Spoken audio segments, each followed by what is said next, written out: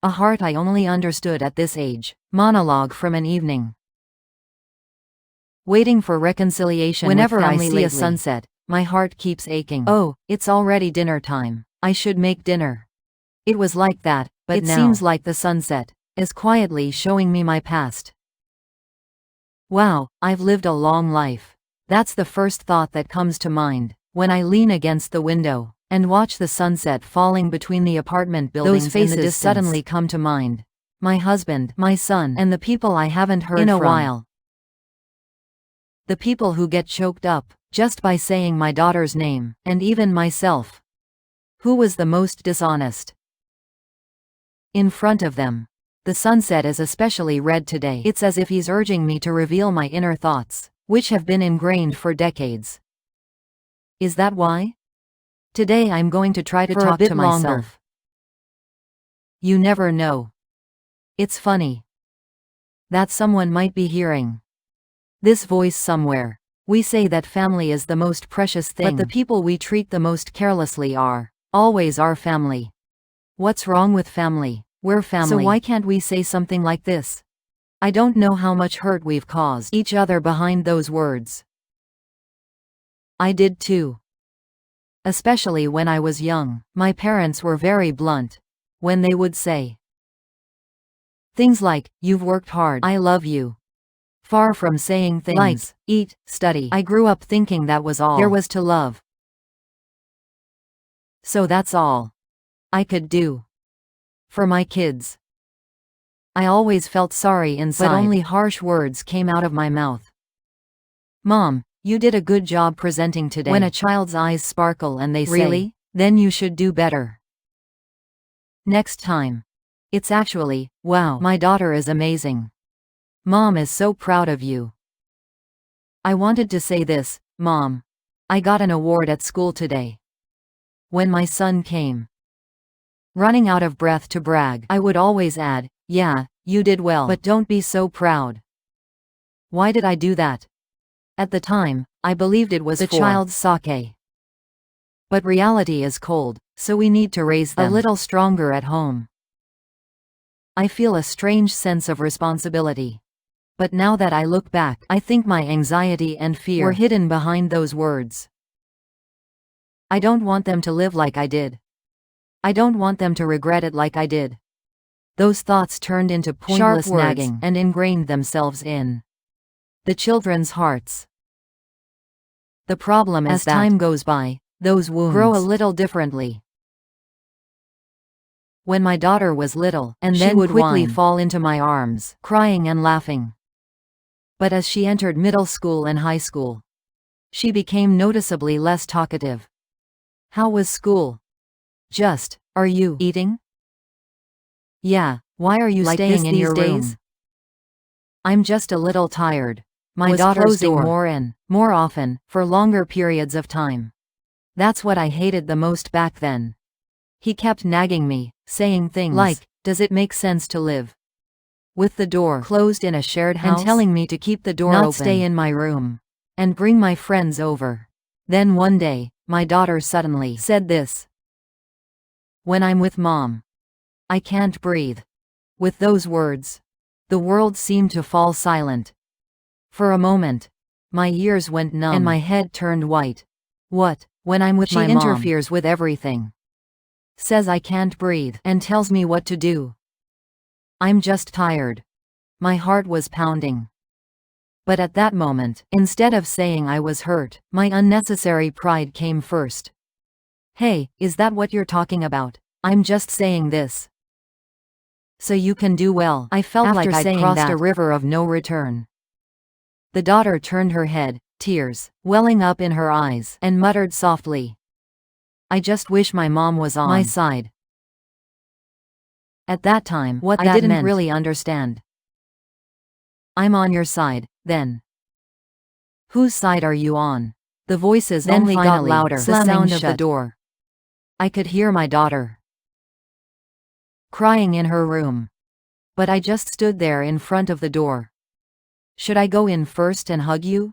No, if I go in now, we might fight more. Just a little while. Just a little while, and then came a day Years passed.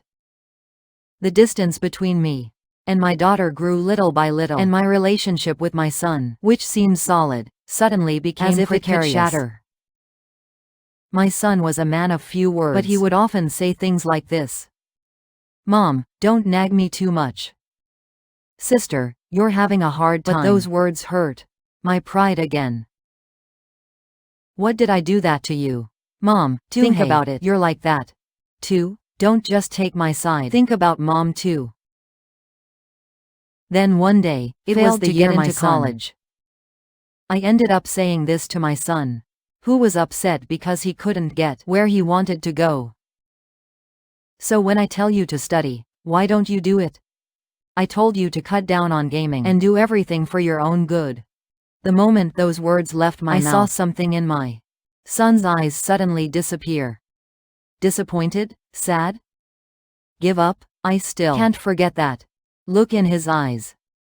Mom always looks at the results, my son said with a sigh in his voice. Don't you even wonder how hard I worked? I'm suffocating because of you, Mom. Those words strangely overlapped with what I heard from my daughter. That night, my husband quietly. Honey, aren't we being too the kids? Me? What did I do so wrong? I'm saying this for the sake of the kids. So why don't you take my side just once? The husband sighed deeply and quietly looked out the window. I, too, many times have been sad about you. But I felt like what you said was going to the kids. So that bothered me. Even after hearing that, I didn't want to admit it at the time. So it's all my fault, huh? I grumbled, turning over under the covers. But deep down I knew. I know my husband is right. But he never said, I'm sorry. Back then, I was right. A little more time has passed. My son spent a lot of time at home, preparing for a job, and my daughter started living alone. I want to get some distance from Mom. At first I said I understood. Yeah, try living alone and see how tough the world can be. But when I actually saw my daughter's room empty, my heart felt empty. The dolls on the bed, the notes carelessly placed in the desk drawer, the "good luck with the CSAT" sticker stuck on the inside of the closet door. I suddenly wanted to rewind time and go back to the past. The image of my daughter holding my small hand tightly and saying, Mom, this happened at kindergarten, and the image of her laughing while sitting on my father's comic book came flooding back to me all at once. Since when have I become so distant from my children's hearts? But the funny thing is, even though I think that, when I call my daughter, my tone becomes stiff again. Have you been eating? Hey, eat well. How's your house payment going? Do you have a part-time job? I do. Yeah, what kind of part-time job? Don't stay out late. And be careful of people. The world is a dangerous place these days. As time went on, my daughter's voice gradually became quieter. It always ended like this. Mom, I'm a little busy. I'll call you back later. But that later never came. My son also spends more time with his headset on the computer, or in his room with the door closed.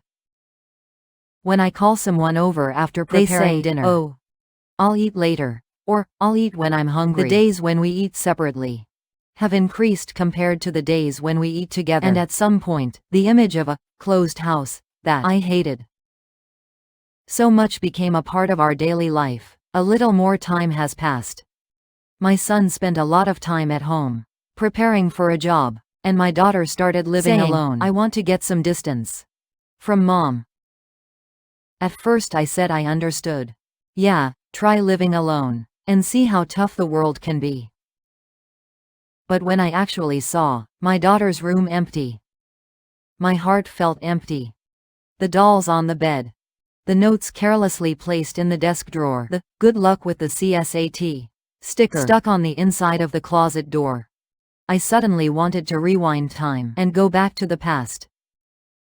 The image of my daughter, holding my small hand tightly and saying, "Mom, this happened at kindergarten today." And the image of her laughing while sitting on my father's comic book came flooding back to me all at once. Since when have I become so distant from my children's hearts? But the funny thing is, even though I think that, when I call my daughter, my tone becomes stiff again. "Have you been eating? Hey, eat well. How's your house payment going? Do you have a part-time job?" "I do." "Yeah, what kind of part-time job?" "Don't stay out late. And be careful of people. The world is a dangerous place these days." As time went on, my daughter's voice gradually became quieter. It always ended like this: "Mom, I'm a little busy. I'll call you back later." But that later never came. My son also spends more time with his headset of the computer, or in his room with the door closed. When I call someone over after preparing dinner, "Oh, I'll eat later," or "I'll eat when I'm hungry." The days when we eat separately have increased compared to the days when we eat together. And at some point, the image of a closed house that I hated so much became a part of our daily life. It was one winter. My husband, who I always believed was healthy, suddenly had an abnormal finding. During a health checkup, a thorough examination is required. My mind went blank at the doctor's words. He, laughing, all that kind of stuff comes out. My husband used to say, "It's nothing serious." But I knew that his eyes were wavering as he secretly looked at the test results in the bathroom at night. A few days later, I received a final diagnosis at the hospital. Fortunately, it is in the very early stages. Surgery and treatment are necessary. You have to manage it well. I thought, thank goodness, doctor's words. But my heart sank. On the way home in the car, my husband said quietly, "Honey, I've been thinking that if I suddenly disappear, you'll be left alone." "Why are you saying that? I told you it wouldn't be a problem." My husband looked out the passenger window and said with a small smile, "So, with our kids, I just wish things were better." Those words sounded like a will, and my heart sank. My husband continued talking. "You know what you always said to me? I just need my family to be strong. But lately, my house seems to be creaking a lot. To be honest, that's what scares me the most. I'm more afraid of my family growing apart than of illness." The fact that my husband had said those words never left my mind. That night, as I was looking at sleeping face, a thought suddenly occurred to me. What if there really isn't much time left? At all that the moment, words I had been holding tightly inside came rushing out.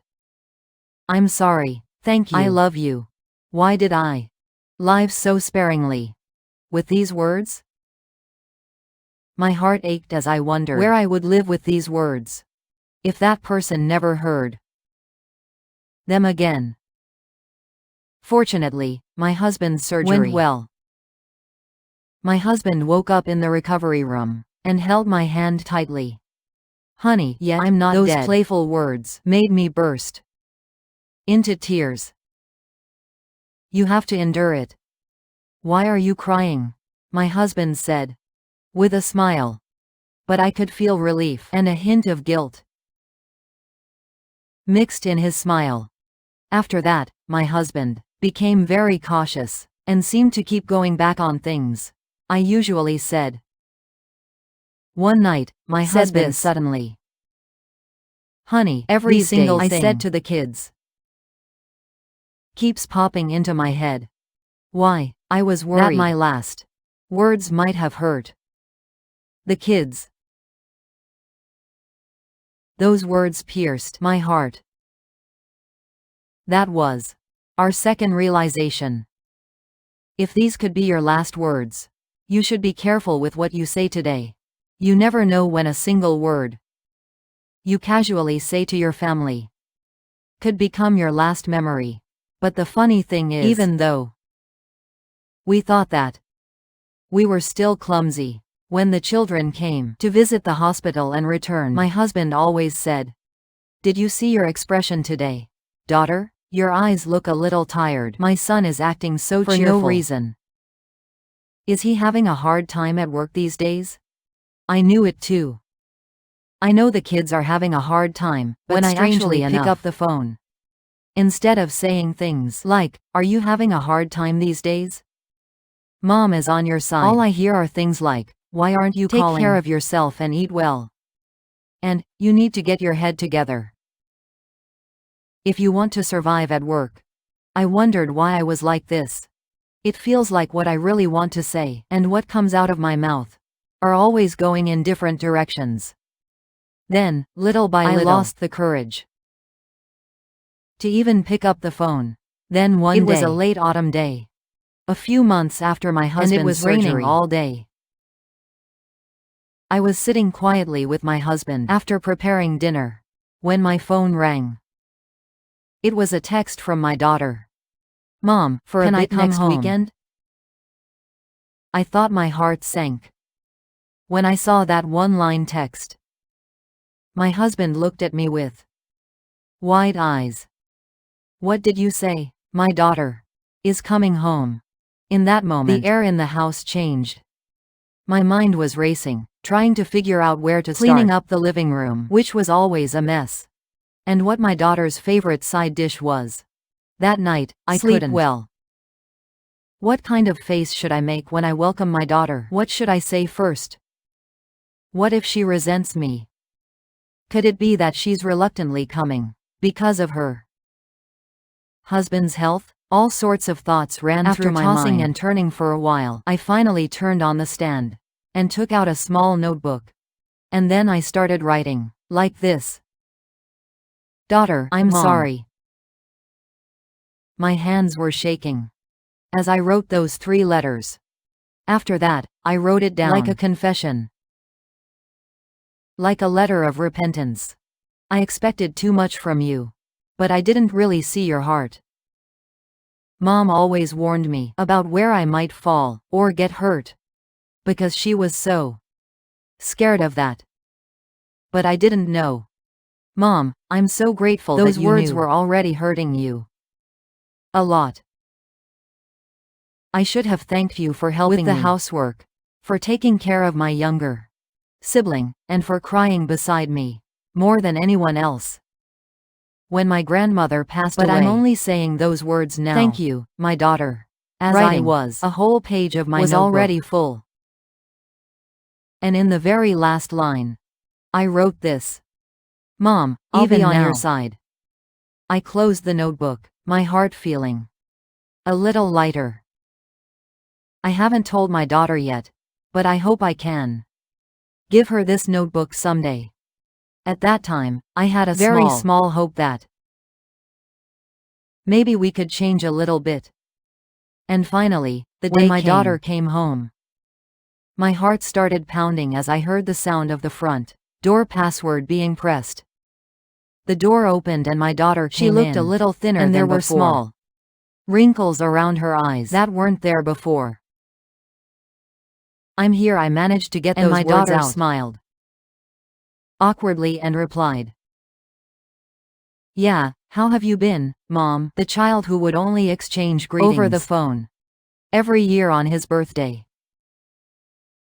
and who would only briefly show up during the holidays, was today deep inside the house. My husband got up happily and said, "Hey, my daughter is here. Come here, sit down." My daughter seemed to keep glancing at me as she sat next to her father. I put a lot of my daughter's favorite side dishes on the table. Chopped ribs, braised stir-fried anchovies, and kimchi stew, which my daughter has loved. "Oh my, Mom. You made too much again," my daughter said with a smile, but there was a hint of gratitude in her words. "I know what you want to eat even if you don't tell me." The words came up to my throat and then went down again. Instead I said this. "I just thought of you while we were eating." The conversation was all about superficial things. How is the company? Just like that. Isn't it really cold? Yeah. It suddenly got cold. Between awkward laughter and short replies, old words kept going around and around. My husband noticed, and then quietly got up. I'm going to take some medicine, and I'll be back. Let's talk slowly. After saying that, he disappeared into the room. There were only 2 people left in the living room. I thought I could hear the rustling of spoons, the rustling of the refrigerator, and even the steam escaping from the kettle. In the end, I spoke first. Are you having a hard time these days? My daughter didn't answer for a long time. Then he quietly put down his spoon, bowed his head, and said, Mom, I've been scared talking to you lately. My heart sank. Were you scared? Yeah, whenever I talk to my mom. It feels like I'm taking a test. When I tell her what I did, she doesn't tell me I did well, but instead always tells me to do better and be careful. Why, you should have done it. Since those words came out first, it's not like Mom was completely wrong. It's just I can't breathe. I can't breathe. Those words stabbed my heart again. I've heard that from my daughter before. But what was different then was, this time I didn't run away. Yeah, I said, taking a deep breath. Mom, I know. You speak too harshly, and you always seem to be the one. My daughter looked up with a surprised expression. Mom does she know that? I know. I'm human too. Me too. There were many times when I wondered why I was like this. I heard the words that came out of my mouth, and thought, oh, I said that again. I regretted it later. It wasn't just once or twice. My voice began to tremble. But you know, I didn't know how to tell my mom what was on my mind. Actually, I was always worried that you might have a hard time, that you might go somewhere and get hurt. Mom was so scared of the world. She wanted to armor you in advance. But I didn't know that armor would suffocate you. Before I could even finish my words, tears fell. My daughter quietly handed me a tissue. Mom, I know. It's not because you hate me, my daughter continued, her voice trembling. But Mom always started it like this. When I was younger, whenever I listen to my mom's stories, I always feel like I'm lacking, and she seems like she's accomplished everything. So I started to get more and more scared of telling my mom that I was having a hard time. Because of these thoughts, they'll compare me again. They'll say I'm lacking again. At those words, my past flashed before my eyes like a film. In my time, even though I was raising 3 children, I couldn't sleep properly and went to work every single day. I couldn't even go to college. You guys are good because there was an opportunity. It was harder for my mother's generation. So, don't say it's that hard. Now, I think I understand how long those words had been weighing on my daughter's heart. For a long time, the 2 of us sat in silence. And finally, I got it out of the way. Daughter, yes. Mom, I'm sorry. My lips were trembling. Tears were caught in my throat, and I couldn't speak properly. I'm sorry that I couldn't listen to you properly, and that I pushed my thoughts forward before even hearing you out. I'm really sorry. After hearing that, the daughter remained silent, a while, then slowly lowered her head. Dalgrak, hitting the small sound of a spoon, sounded strangely loud, and in a very small voice. My daughter said, I didn't know Mom would say that. Do you know how sorry I am to you? But I was scared, because if I tried to say sorry, it seemed like it would only make it clear that I was at fault. And, Mom living too, as a parent, was my first time. So I was learning along with you, while raising you. But I pretended to know everything, and act like I was okay. Mom was clumsy, too. A lot. Tears kept flowing down. My daughter's eyes were also turning red. Before I knew it, Mom, my daughter took a moment to think about her words, and then spoke quietly. I'm sorry too. Why did I've often put my feelings without first, considering my mother's position. Mom cooking, taking care of the family while working, taking care of my grandmother. I knew how hard it was, but I only thought of hurtful things to say to me. Mom is human too, but I see my mother more as a person. I think I always saw him to be strong. Me too, I'm sorry, Mom. At that moment, I felt like the hard rock deep in my heart was slowly crumbling. We shed our own tears at the same table, without even seeing each other. In the living room air, the words that had been kept hidden for so long were quietly, but passionately, from that day on, our conversations began to change little by little. In the past, if my daughter had said, I'm having a hard time these days, I would have said, you don't Everyone think is having a hard time. Who's having a hard time? But now, I've decided a different question. What's the hardest thing? My daughter thought for a moment, and then said, even if I get praised at work, I think, oh, this might be the last time. And if I make a mistake, this is all I can do. That's the first thought that comes to mind. So, I wish my mom had said.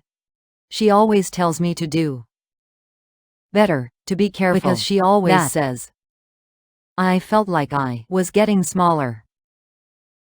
Hearing that, I also spoke honestly. My mother's generation didn't get much praise. I've heard more, you didn't do that. Well, then, you did well. So I think those words came out of my mouth first. But now I understand. No matter what anyone says, I should have told my child that he was doing well the most. Mom, I finally realized that now. My daughter nodded quietly. And after a while, he asked cautiously, Mom, weren't you lonely when you were young? I couldn't say anything at that question. For a moment, all my childhood memories came flooding back to me at once. My parents were always busy. My mom would say, I'm holding on because I'm thinking of our children, instead of, it's hard. And the days when I had to hold back my tears, I finally confessed, Mom, I was lonely too. But I think I acted even more viciously because I didn't want to pass on that loneliness to you. But that created a different kind of loneliness. As I said that, tears welled up in my eyes again. My daughter carefully placed her hand on the back of my hand. Mom, want to practice together now? What? Just if it's hard to just say it is. Just say it's hard. Practice saying that you're sad when you're sad. And saying that you're thankful and happy when you're happy. I quietly laughed at my daughter's words. Okay, let's practice together. That day, we talked for a long time. Childhood memories, sad moments, and unspoken gratitude. Of all the words, this one stuck with me the longest. Mom, I actually like you. I cried again at those words. Okay? Mom too, I still love our daughter so much. I just couldn't express. One day, when my daughter and I were starting to feel more at ease, this time, I thought I should talk too. My son was a child who kept his emotions hidden inside. So I was more careful. One evening, and my son slumped on the sofa. I mustered up the courage to talk to him. You look a little tired today, my son said with a sigh. I guess that's how it is, you know. Is work hard these days? What good would it do if Mom found out? You're going to say, everything is difficult. Anyway. Those words stabbed my heart again. Oh, I've said that a lot. I decided to answer differently this time. Yeah, it's all hard. That's true. My son glanced at me with a cynical expression. But your hardships should be respected as your hardships. Because everyone has different weights to lift. It's not like my mother could dare say, it's not that hard. I saw a slight change in my son's eyes. Mom, does she think like that? Mom, too, I've been thinking a lot about lately. Do you remember what I said when you failed college? My son's expression hardened slightly. That's why I told you to study. Yeah, that's right. Now I know how much that hurt you. Mom, that's not what I really wanted to say. My son asked quietly. Then what did you want to say? The answer came quietly from deep within my heart. You worked hard. Mom knows that. Our son worked hard. Whatever the outcome. I wanted to tell you that you are already a son your mother can be proud of. But back then, I didn't know how to say those words out loud. My son's eyes grew wide. I never thought I'd hear those words from my mom. So it's late. But I'll tell you now. Then and now, you are a son that your mother can be proud of. I'm sorry. You're living your life your way. Because I couldn't tell you that in time. The son hung his head in silence. Then he spoke quietly. Mom, that's what I wanted, I think, to hear. No matter what anyone says, I tell my mom I wanted to hear. You're doing well. But Mom always feels sorry. Try harder. I told you so. So I think I unknowingly distanced myself from my mom. Hearing that, it became clearer to me how much debt I had been living with. So now I'm going to try pay off that debt, little by little. I'm sorry for the things I couldn't say thank you to. One by one, my son slowly raised his head and smiled slightly. Then can I say something too? Well then, I have a lot to be thankful for, Mom. But I didn't say that well either. I took it for granted that she would prepare meals for me and do my own laundry. But looking back, I realized that I was really mean. After hearing that, I was the first to reach out.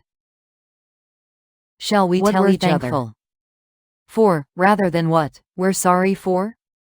My son hesitated for a moment and then took my hand. Yeah, let's practice. That night, the two of us sat on the sofa and started telling each other about the moments we were grateful for. I tried not really hard when you went to the military. But after you left on the bus, I cried a lot alone at the bus stop. That's how precious you were to Mom. Every time I go on vacation, I think a lot about what my mom said on the bus ride home. At the time, it seemed like nagging, but when I actually returned to the unit, that nagging helped me endure. That too was appreciated. So we kept saying thank you, which we hadn't said for a long time until late at night. As my relationship with my children began to loosen up little by little, this time I wanted to my relationship with My husband again. My husband, who must have had a hard time always playing the role of the best man, and who I couldn't see properly because I was obsessed with my own wounds. Felt sad when I saw him walking cautiously with his slightly weakened strength. After the surgery, one night, we were watching quietly TV. When I spoke up, "Honey, don't you think we've never properly said, 'Good job, other'?" Teach.